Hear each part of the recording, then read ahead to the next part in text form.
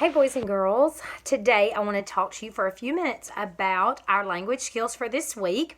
We're going to be reviewing something, actually two things, and adding it to something that we already know how to do. So I want to talk to you about that really quick.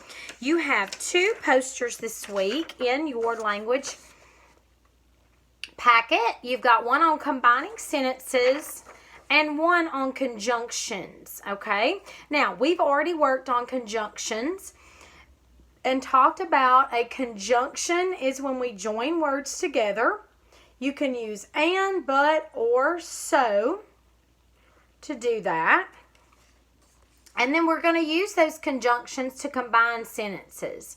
And combining sentences is when you take two or more complete sentences and you connect them together, okay? You can connect them by using commas or conjunctions. And then you have some examples here at the bottom. Here's Wangari, and there's her country of Africa. And it says Wangari lives in Kenya. Wangari goes to school. Those are two separate sentences. But we're going to combine those sentences to make one long sentence, which says Wangari lives in Kenya, comma, and she goes to school. So we've used a comma and a conjunction there to combine those sentences. You're going to be practicing those activities this week. You have this lesson where it says combining sentences. Okay, there's two sentences written here. Two sentences down here. And you're going to combine these sentences using the conjunction but. And you can see that at the top of the page. You're going to write the new sentence here on the lines corrected. And you can draw a picture. Write this sentence, these two sentences combined on these lines, and draw a picture. Now, if I were you, just like we do in class, I would use my pencil and use this sentence to X out and write in the word but where it would go. So you would want to say, we want to play. You can X out the period and write in the word but here. Put your little I, but it is raining. Okay, so use this to practice on, then rewrite it correctly here.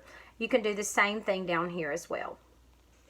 Okay, all right, our next one is going to be a conjunction match. You're going to need scissors and that big old nice glue stick I gave you to do this. You're going to make one piece of trash here, cut out all of your conjunctions.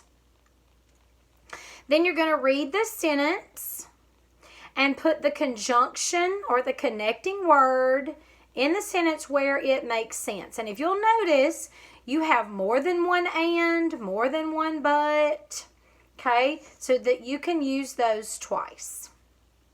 Okay, our next one is a compound sentence activity. There is a front to this and a back.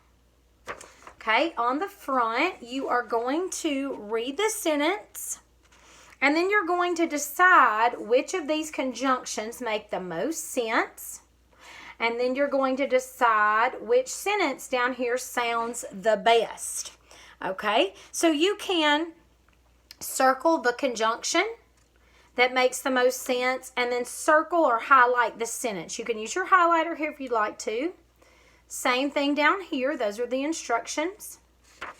Then on the back, you're going to make a compound sentence from using the two sentences below.